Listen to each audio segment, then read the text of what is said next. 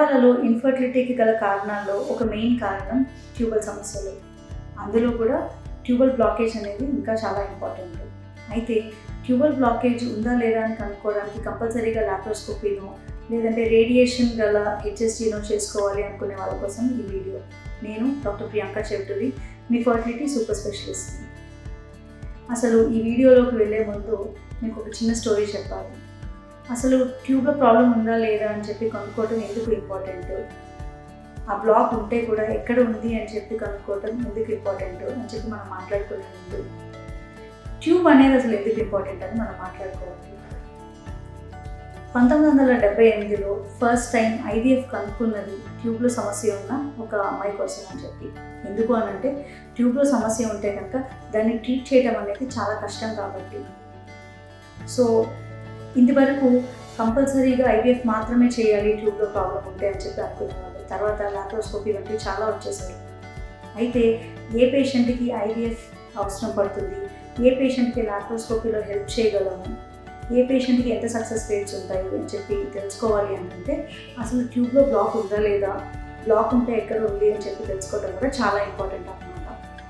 So tubal సమస్యలు ఏమేమి ఉన్నాయి అని చెప్పి కనుక్కోవడానికి ఉన్న టెస్ట్లు ఏంటి అని మనం మాట్లాడుకుందాం. మోస్ట్ కామన్గా చేసే టెస్ట్ ఏంటంటే హెచ్ఎస్జీ అన్నమాట. హెచ్ఎస్జీ అంటే హిస్టెరోసాల్పింగోగ్రఫీ. దీంట్లో పేషెంట్కి ఒక డై కింద నుంచి గర్భసంచిలోకి ఎక్కించి ఆ డై ట్యూబ్స్లోగా వెళ్ళి బాడీలో పడుతుందా లేదా అని చెప్పి ఒక ఎక్స్రే వేసి చూస్తారన్నమాట. సో ఈ టెస్ట్లో ఏమవుతుంది అని అంటే పేషెంట్కి రేడియేషన్ ఉంటుంది. సో రేడియేషన్ తప్పనిసరిగా వస్తుంది. అలానే పేషెంట్కి ఓవరీస్ ఎలా ఉన్నాయి, ఓవేరియన్ రిజర్వ్ అంటే అండాశయంలో అండాలు ఎన్ని ఉన్నాయి, ఇవన్నీ ఈ టెస్ట్ ద్వారా తెలియవు అనమాట. సో రేడియేషన్ ఉంటుంది, ఓవరీస్ గురించి తెలియదు, కొంచెం పెయిన్ఫుల్ కూడా. నెక్స్ట్ వచ్చి ఎస్ఎస్జీ అంటారు, అంటే సెలైన్ సాల్పింగోగ్రఫీ అని చెప్పి. దీంట్లో రేడియేషన్ ఉండదు. అయితే ఏ ట్యూబ్ ఓపెన్ ఉంది, ఏ ట్యూబ్లో ద్వారాగా వాటర్ వెళ్తోంది అనేది మనకు తెలియదు. ఒకవేళ వాటర్ వెళ్తే ఏదో ఒక ట్యూబ్ ఓపెన్ ఉన్నట్టు అనమాట, అంతేకాని ఏ ట్యూబ్ ఓపెన్ ఉంది అనేది మనకు తెలియదు. సో దీంట్లో ఉన్న డ్రాబ్యాక్ కూడా ఇది. అయితే కంపల్సరీగా అందరికీ లాప్రోస్కోపీ చేసుకోవచ్చు కదా, లాప్రోస్కోపీ చేసుకొని చూసుకోవచ్చు కదా అని అంటే లాప్రోస్కోపీకి మత్తు అవసరం. అలానే లాప్రోస్కోపీ చాలా కాస్ట్లీ కూడా. సో లాప్రోస్కోపీ అవసరం లేకుండా ఒక స్కాన్లో చాలా సేఫ్గా ఓవరీస్ కూడా చూసుకుంటూ ఒకవేళ బ్లాక్ ఉంటే ఎక్కడ బ్లాక్ ఉంది అని చెప్పి తెలుసుకోవడానికి ఉన్న ప్రొసీజర్ హైకోసీ అన్నమాట.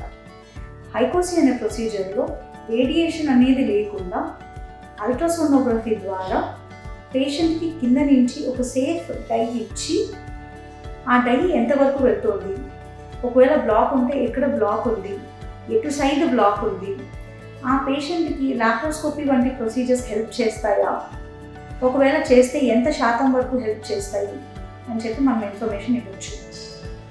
కొన్నిసార్లు పేషెంట్ డైరెక్ట్గా ఐవీఎఫ్కి వెళ్దాము అని చెప్పి వచ్చినప్పుడు మేము ఈ హైకోసీ అనే ప్రొసీజర్స్ చేసుకుని చూసాము, మాకు ఎటువంటి బ్లాక్ కనిపించలేదు. సో కొన్నిసార్లు ఏంటి అని అంటే స్పాజం వంటి కండిషన్స్ కూడా ఉండొచ్చు. సో పేషెంట్కి పట్టరాని నొప్పి వచ్చినప్పుడు బాడీలో ఉన్న మజిల్స్ అన్నీ కూడా స్పాజంకి గురి అయ్యి ఆ ట్యూబ్లోంచి డై వెళ్ళలేకపోతే బ్లాక్ ఉంది అని అనుకుంటాము. సో ముందు అంటే ప్రొసీజర్ చేసే ముందు మనం కొన్ని ప్రీ మెడికేషన్ అట్లా ఇంజెక్షన్స్ అవి ఇచ్చుకుని పేషెంట్ని అబ్జర్వ్ చేసి పేషెంట్ కంఫర్టబుల్గా ఉన్న టైంలో ఈ టెస్ట్ చేస్తే ఈ టెస్ట్ యొక్క రిజల్ట్స్ కూడా బెటర్గా ఉంటాయి. సో దీని ద్వారా మనం అక్కర్లేని లాప్రోస్కోపీస్ అవాయిడ్ చేయొచ్చు. అలానే రేడియేషన్ ఉన్న ప్రొసీజర్స్ కూడా అవాయిడ్ చేయొచ్చు, బట్ బెటర్ రిజల్ట్స్ కూడా ఇవ్వచ్చు.